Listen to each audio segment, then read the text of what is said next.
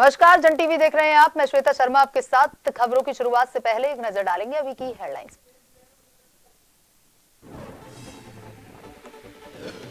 देश में बजा चुनावी बिगुल, 7 चरणों में होंगे चुनाव। 19 अप्रैल को पहले चरण का चुनाव, जून को आएंगे नतीजे। देश में 97 करोड़ वोटर, 4 राज्यों के विधानसभा चुनावों का ऐलान।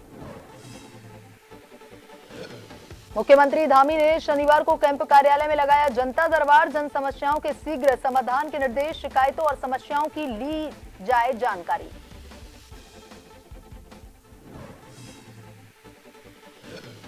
सीडीएस स्वर्गीय बिपिन रावत की जयंती आज। रावत पार्क में मंत्री गणेश जोशी प्रतिमा पर अर्पित किए पुष्प चक्र, दी श्रद्धांजलि।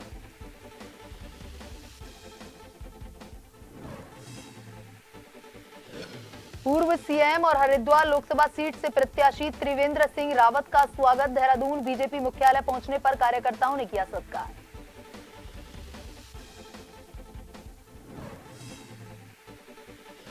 डोईवाला में ओलावृष्टि से नुकसान के बाद हाथियों ने फसलों को पहुंचाया नुकसान। गन्ने और गेहूं की फसल को किया तहस नहस, किसानों में भारी आक्रोश।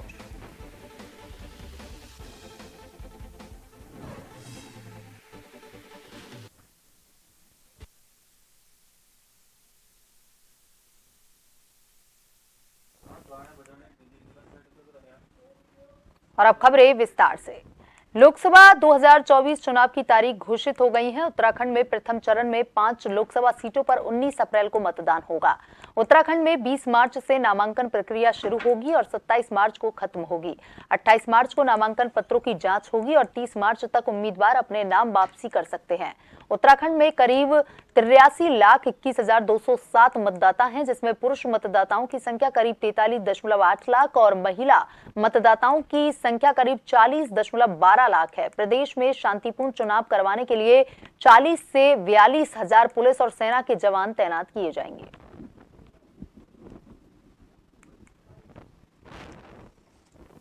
तो हमने 1 महीने पहले ही सारी जिलाधिकारियों को, डिस्ट्रिक्ट इलेक्शन ऑफिसर और आरओस को निर्देश दिया गया है। और जहाँ जहाँ पर जो समस्या है, क्योंकि ये बात देखिएगा, जनता का भी मैं उनको गलत बिल्कुल नहीं बोलूँगा। जब उनको लगता है कि कोई नहीं आ रहे तो उनको एक मौका मिलता है कि इस टाइम पे कोई आके अधिकारी। सो हमने ये निर्देश दिया कि वो काम क्यों नहीं हो रहे, वो उस गाँव के वासियों को बताइए। जैसा किसी जगह पर 4000 पेड़ कटना है और मामला लंबित है यहाँ पर भारत सरकार में फॉरेस्ट ट्रांसफर केस में, जब उनको ये बता देंगे और दिखा देंगे सारी चीज़, सो गांव के लोग भी संतुष्ट हो जाता है। सो वो मैकेनिज्म इस बार डेवलप किया है। सो इस बार मुझे उम्मीद है कि कोई चुनाव की बॉयकॉट, जैसे 2022 में जो हुआ था तब कोई चुनाव बॉयकॉट नहीं हुआ है। 2029 में लगभग 29 जगह पर 29 प्लेसेस में वो हुआ है। सो इस बार उम्मीद है कि, क्योंकि काफ़ी हद तक रोड पहुँच गए बहुत सारे गाँव पर, सो मुझे उम्मीद है कि इस बार बहुत ज़्यादा नहीं होगा। लोकसभा 2024 के चुनावों को लेकर के शनिवार की दोपहर भारत निर्वाचन आयोग ने सभी राज्यों में लोकसभा चुनाव की तिथियों का ऐलान कर दिया है। तो वहीं चुनाव आयोग ने चुनाव को लेकर कई दिशा निर्देश जारी किए हैं। आचार संहिता लगने के बाद शनिवार को रामनगर में प्रशासन भी पूरी तरह से एक्शन में आ गया है। आचार संहिता लगने के तुरंत बाद ही नगरपालिका प्रशासन द्वारा नेशनल हाईवे 309 रानीखेत रोड पर सरकारी संपत्ति व बिजली के पोलों पर लगी विभिन्न राजनीतिक पार्टियों की प्रचार सामग्री हटाने की कार्रवाई की गई।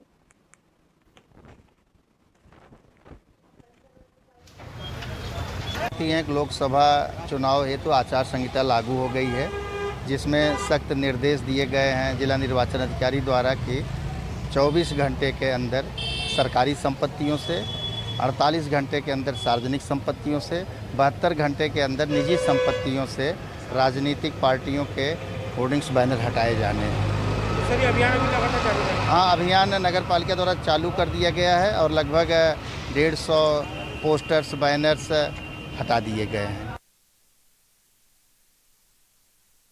के दिग्गज वरिष्ठ नेता, 2 बार के विधायक, गंगोत्री क्षेत्र के पूर्व विधायक विजयपाल सजवाण ने अपने सभी दायित्वों से मुक्त होकर पार्टी की प्राथमिक सदस्यता से इस्तीफा दे दिया है। साथ ही भारतीय जनता पार्टी का दामन थाम लिया है। पार्टी के अध्यक्ष करण मेहरा को लिखे पत्र में उन्होंने व्यक्तिगत कारणों से अखिल भारतीय कांग्रेस पार्टी के समस्त दायित्वों से मुक्त होकर पार्टी की प्राथमिक सदस्यता से त्यागपत्र प्रेषित कर दिया है।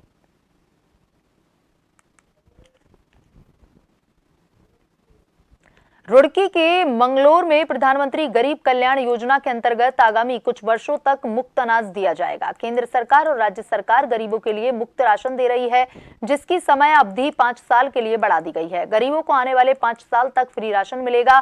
साथ ही इस बार गरीबों को फ्री राशन के साथ एक बैग भी दिया जा रहा है। बैग पर प्रधानमंत्री का देश की जनता के लिए संदेश लिखा है। वहीं राशन डीलर शोभित गुप्ता ने बताया कि प्रधानमंत्री गरीब कल्याण योजना से लगभग 80 करोड़ लाभार्थियों को फायदा मिलेगा।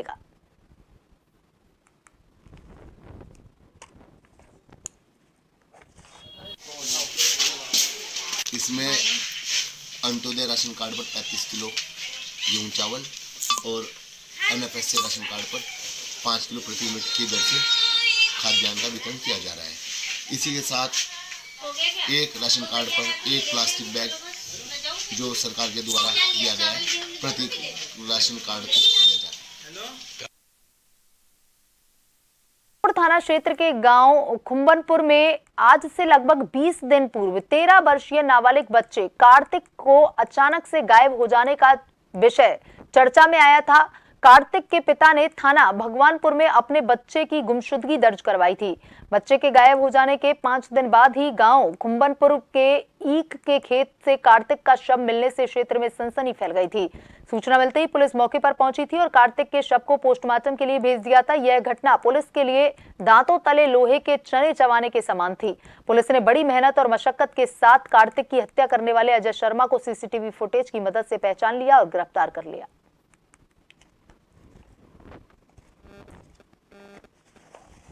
पुलिस ने अलग अलग एंगलों पर इस पर वर्क किया। कई सारे सीसीटीवी फुटेज इसमें हम लोगों ने खंगाले थे और अल्टीमेटली आज 15 तारीख को एक व्यक्ति जिसका नाम अजय शर्मा है, जो उसी गांव का रहने वाला है और वहां किराए के मकान में रहता था और वैसे मुल्क का रहने वाला ये यूपी से आया था, यहाँ से बिजनौर साइड से, और अपने ही रिश्तेदारी में किराए में रहता था और इसके द्वारा ये घटना की गई थी।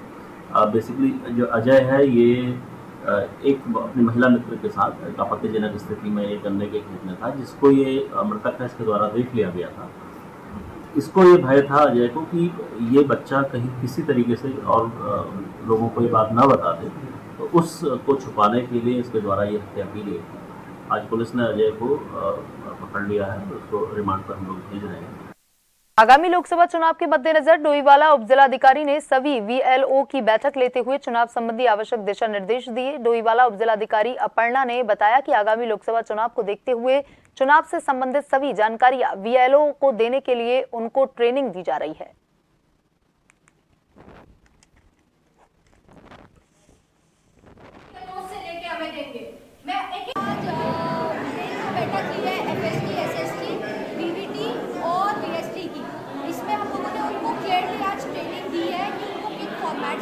जमा करनी है, उनकी क्या क्या ड्यूटीज़ है, हम लोग आदर्श आचार संहिता और बाकी सारे नियमों का गाइडलाइंस का कैसे फॉलो कराएंगे। उनकी हमने आज उनको एक ट्रेनिंग दी है अपनी विधानसभा स्तर पे, सो दैट हम लोग का आगे आने वाले इलेक्शन। रुड़की के भैरमपुर गांव में सड़क बनाने को लेकर खूनी विवाद हो गया, जिसमें एक युवक के सिर में गोली लगने से हड़कंप मच गया। घायल को रुड़की सिविल अस्पताल लाया गया, जहां से उसे गंभीर अवस्था में एम्स ऋषिकेश के लिए रेफर कर दिया गया। वहीं आरोपी दबंग मौके से फरार हो गया, जिसके बाद पुलिस ने गांव में पहुंचकर मामला शांत करवाया।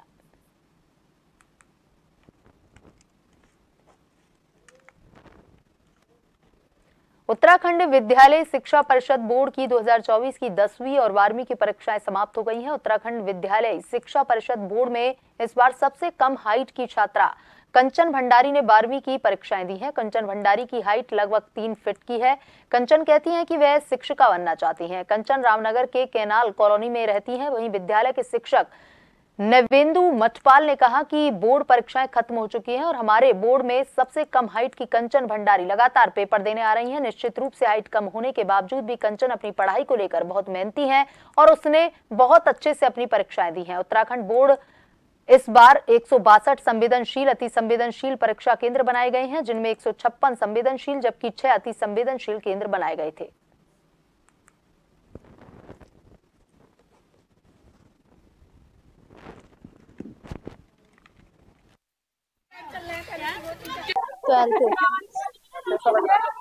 बढ़िया मेरा 10th में सही रहा, सेकंड डिवीजन 273 नंबर आए थे मेरे। आगे क्या बनना चाहते हो? टीचर। आज बोर्ड परीक्षाएं खत्म हो गई हैं और हमारे सेंटर पर सबसे कम लंबाई की कंचन भंडारी परीक्षा देने लगातार आ रही हैं। आज उनकी भी अंतिम परीक्षा थी और बहुत बढ़िया से वो उन्होंने अपनी पढ़ाई की है और बढ़िया से कंचन ने, चाहे निश्चित रूप से थोड़ा सा लंबाई उनकी कम है, उसके बावजूद वो अपनी पढ़ाई में मेहनती है। रामनगर से करीब 60 किलोमीटर दूर ग्राम डोन परेवा में के आगे स्थित एक गांव में शनिवार की सुबह 2 सगे मासूम भाई अपने घर के पीछे झाड़ियों में बेहोशी की हालत में पड़े हुए मिले। वहां से गुजर रही गांव की महिला हेमा देवी ने इस घटना की जानकारी गांव के अन्य लोगों को दी। महिला का कहना है कि जिस हालत में यह बच्चे पड़े हुए थे उससे लग रहा था कि इन बच्चों के साथ किसी अज्ञात व्यक्ति द्वारा कोई अप्रिय घटना की गई है। इसके बाद इस महिला ने तुरंत इन दोनों मासूम बच्चों को एम्बुलेंस की मदद से रामनगर के सरकारी अस्पताल उपचार के लिए पहुंचाया, जहां चिकित्सकों द्वारा इन बच्चों का उपचार चल रहा है। घटना की जानकारी मिलने पर अस्पताल पहुंची पुलिस मामले की जानकारी में जुट गई है।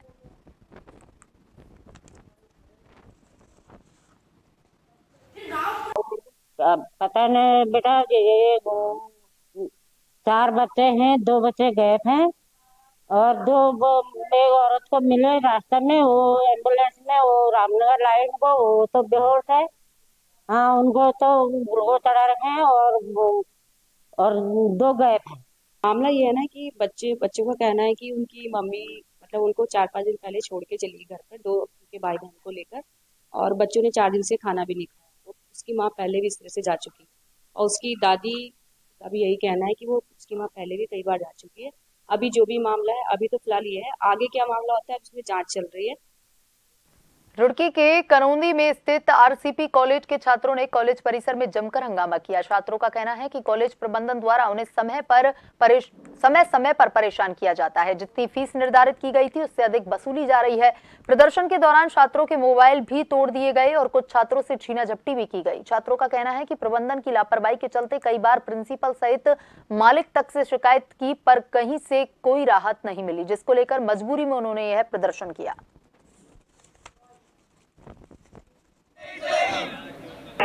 ये हमें धमकी देते हैं कि कल ही जमा करो, कहाँ से लाए। हम जब इंस्टॉलमेंट की बात हो रही है, अगर मैं इनसे बात करने आया वो भी रिकॉर्डिंग के साथ, तो इन्होंने मेरा फ़ोन छीना, तोड़ा और मेरे मुंह पे थप्पड़ मारने की कोशिश करी है आगे स्टाफ ने। कि हमारे से बहुत ज़्यादा अनएथिकल मीन्स यूज़ किए जा रहे हैं फीस निकलवाने के, और वो फीस जो हमारी है भी नहीं, जिस पे हमारा जिस फीस स्ट्रक्चर पे हमारा एडमिशन हुआ था, जैसे मेरा एग्जाम्पल है, मेरा 1 लाख पे हुआ था, उसके ऊपर 1500 लगा देंगे, 1700 लगा देंगे, फिर 500 मांग लेंगे, एडमिट कार्ड के 200 मांग लेंगे, और ऐसी इस टाइम पे मांगते हैं जिस टाइम बच्चे हैं ना मना नहीं कर सकते। एग्जाम से पहले मांगेंगे, बच्चे क्या सोचेगा, मुझे एग्जाम में बैठने नहीं देंगे। वक्त तो चला है छोटे से ब्रेक का। ब्रेक के बाद वापस खबरों की तरफ रुख करेंगे।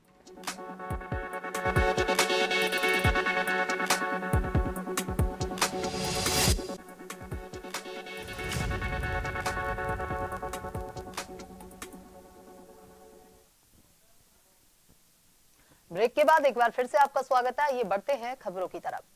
उत्तरकाशी में गंगोत्री राष्ट्रीय राजमार्ग झाला के पास एक बार फिर ये बंद हो गया है। वीआरओ मार्ग खोलने में जुटा हुआ है। बता दें कि 2 दिन पहले भी इसी स्थान पर भारी भूस्खलन होने के कारण इस मार्ग को खोलने में बड़ी कठिनाइयां आई थी, लेकिन सही समय पर इस स्थान की ढंग से मरम्मत नहीं होती है तो आने वाली 4 धाम यात्रा के लिए ये बड़ा खतरा बन सकता है।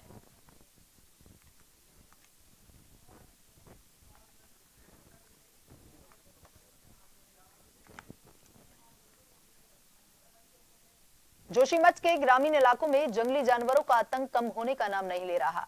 ग्रामीण इलाकों में आए दिन जंगली सुगर किसानों के खेतों को पूरी तरह से बर्बाद करने पर तुले हुए हैं। बता दें कि ग्राम सभा बड़गांव में इस वक्त अधिकांश किसान भुखमरी की कगार पर पहुंच चुके हैं। किसानों के पूरे खेत जंगली सुगरों ने पूरी तरह से नष्ट कर दिए हैं, जिसके चलते किसान परेशान नजर आ रहे हैं। वहीं स्थानीय किसानों का कहना है कि हम लोग जो कोई भी फसल अपने खेतों में तैयार करते हैं उस फसल को जंगली सुगर आए दिन पूरी तरह से बर्बाद कर चले जाते हैं। उनके बर्बाद फसलों का आज तक वन विभाग के मुआवजा नहीं दिया गया है।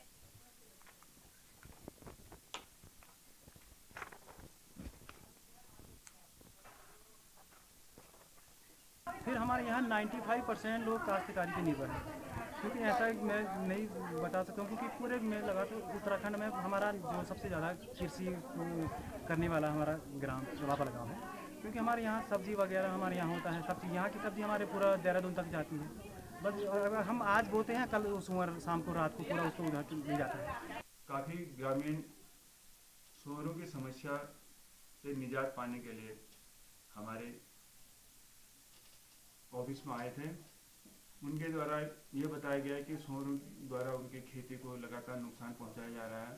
इस संबंध में ग्रामीणों एवं कृषकों को ये बताया गया कि अभी हमारे द्वारा त्वरित कार्रवाई जो है QRT क्विक रिस्पांस टीम वहाँ पर तैनात कर दिया जाएगा, जो कि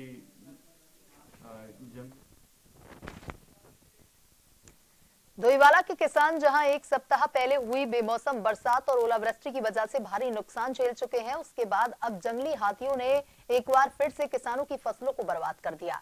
राजाजी नेशनल पार्क और लच्छीवाला रेंज से सटे वुल्लावाला गांव के आबादी इलाके में जंगली हाथियों की आवाजाही लगातार जारी है। हाथियों के झुंड ने किसानों की गन्ने और गेहूं की फसल को तहस-नहस कर दिया, जिसकी वजह से किसानों में भारी आक्रोश। हालांकि ग्रामीण हाथियों की रोकथाम के लिए वन विभाग से कई बार गुहार लगा चुके हैं, बावजूद इसके नींद में सोया वन विभाग हाथियों को रोकने में बौना साबित हो रहा है।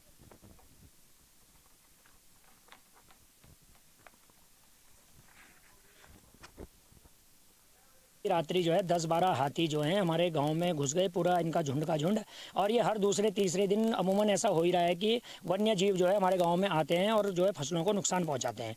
और कल जो है कल तो इन हाथियों ने हद ही कर दी। 2.5 लाख रुपए से मैंने जो ये आप मेरे पीछे देख सकते हैं, ये बर्मी कंपोस्ट जो है ये केंचुआ खाद का ही प्लांट मैंने लगाया था, इसमें 2.5 लाख रुपए मेरी लागत आई थी और इसे कल हाथियों ने जो है नष्ट कर दिया है।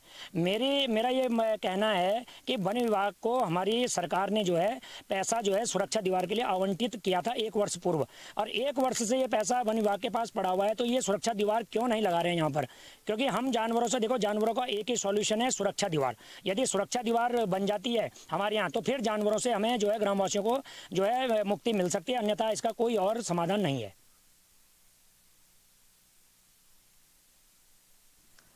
मसूरी विधानसभा क्षेत्र के अंतर्गत दून बिहार पेयजल योजना, जाखन व विजय कॉलोनी बाढ़ की सड़कों तथा विभिन्न स्थानों पर पार्क निर्माण, लोकार्पण व शिलान्यास कार्यक्रम कैबिनेट मंत्री गणेश जोशी ने अपने सरकारी आवास में किया। वहीं इस अवसर पर MDDA पेयजल निगम के अधिकारी मौजूद थे। गणेश जोशी ने कहा कि मुख्यमंत्री पुष्कर सिंह धामी का ये संकल्प है कि भाजपा जिस प्रोजेक्ट का लोकार्पण करती है उसका शिलान्यास भी अपने ही कार्यकाल में करती है। इतने कम समय में लोकार्पण और शिलान्यास का कार्यक्रम भाजपा के अलावा कोई भी राजनीतिक दल नहीं करती। आगे कैबिनेट मंत्री ने कहा कि भारतीय जनता पार्टी सबका साथ, सबका विकास, सबका विश्वास और सबका प्रयास के साथ आगे बढ़ती है। उन्होंने कहा कि आज हमने 4 करोड़ से अधिक की राशि का लोकार्पण किया। आगे कैबिनेट मंत्री ने कहा कि 1 हफ्ते के अंदर 140 करोड़ का हमारे द्वारा शिलान्यास और लोकार्पण किया गया।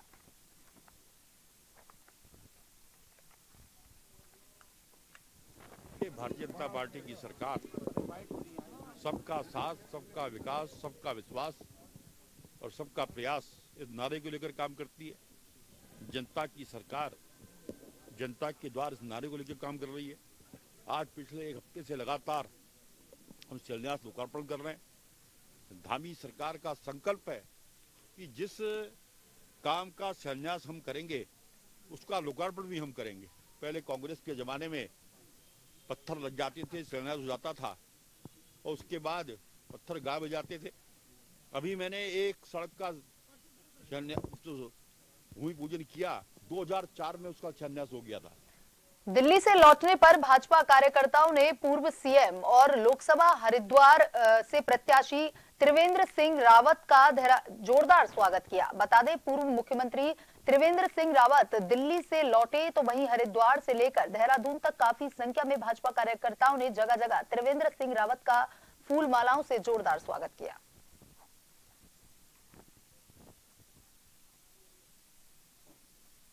नगर मंडल में त्रिवेंद्र रावत जी के जब प्रथम आगमन पर जनता पे कार्यकर्ता बहुत सारा सब बहुत संख्या में आए, लोगों में बहुत उल्लास था, बहुत उमंग तरह के त्रिवेंद्र जी नारे लगे। और कार्यकर्ताओं के अलावा जनता में बहुत खुशी है जो त्रिवेंद्र सिंह रावत जी ने देवरा विधानसभा में और उत्तराखंड में जो विकास के कार्य किए, जो 5 वोट से पहले विधानसभा जिताया था, उसके बाद जो काम किया युवेंद्र सिंह रावत ने आज छिंदवाड़ा की जनता का जो उनके कार्य थे उनको सूझ देकर दोबारा जिताएगी। हमारी विधानसभा से 1 लाख वोट आगे लेके जाएगी, ऐसा मुझे पूरा विश्वास है। लोगों जनता का बहुत ज्यादा विश्वास है। कॉर्बेट नगरी रामनगर में आंगनबाड़ी कार्यकर्ताओं ने मानवता बढ़ाने और साथ ही सेवानिवृत्त होने पर 5 लाख धनराशि, गोल्डन कार्ड सहित अन्य मांगों को लेकर के धरना दिया। उन्होंने कहा कि हम अपनी मांगों को लेकर बीते 24 दिन से धरना दे रहे हैं। कहा प्रदेश सरकार द्वारा हमारी मांगों पर निर्णय लेगी तभी धरना समाप्त किया जाएगा।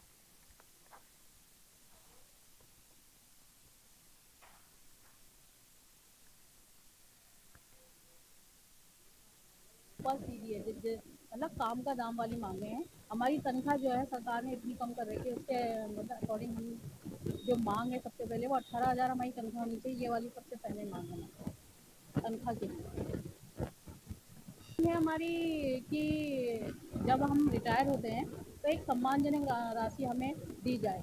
उसका हमने एक एवरेज बना रखा है कि 5 लाख या 10 लाख के अंतर्गत हमको वो दिया जाए और एक गोल्डन कार्ड दिया जाए। और एक मांग थी हमारी कि मिनी का उच्चीकरण हो, वो तो हो चुका है।